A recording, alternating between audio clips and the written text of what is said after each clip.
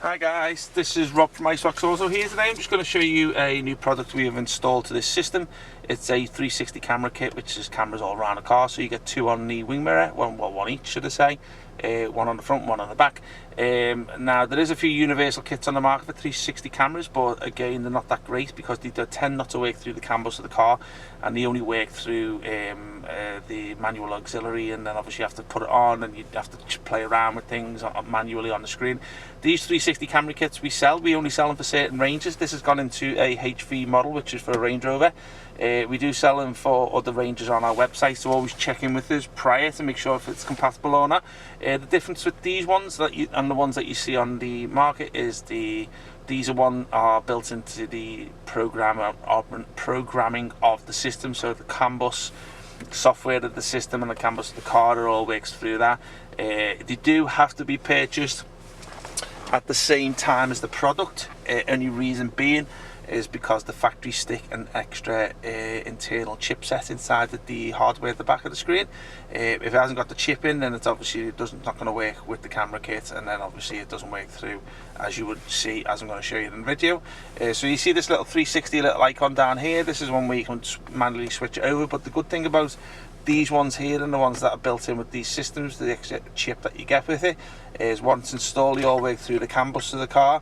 So basically when you put your indicators on and move forward, backwards, they all come on reverse. So that's me going left, this is me going right. If I put my car into reverse, you're going to get that too. As you can see, these are nice 1080p high definition quality cameras, as you can see from that there. Let me just put back into park.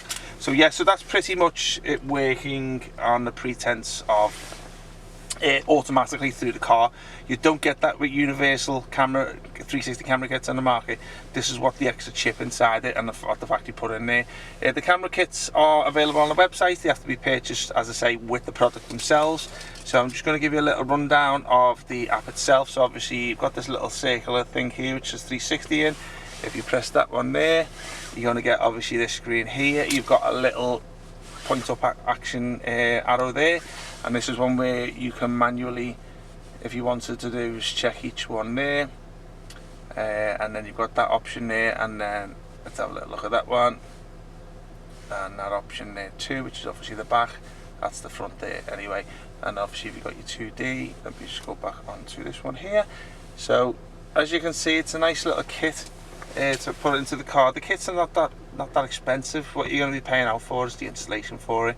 I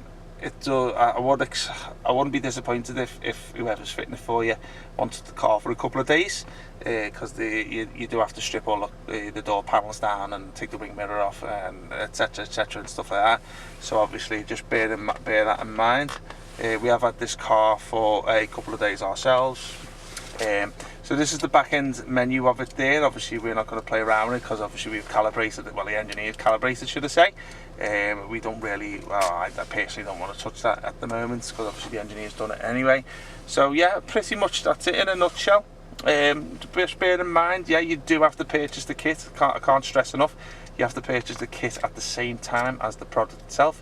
Not all ranges on our website are compatible with the kit, so just make sure that you check in with us first to ensure that you know which one's right and which one's not for the car.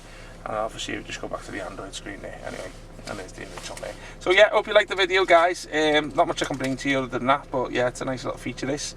So just another thing is, if the car's got original rear camera, you do have to put the extra camera in on the back. You can't use the original camera of the car if it's on the back end.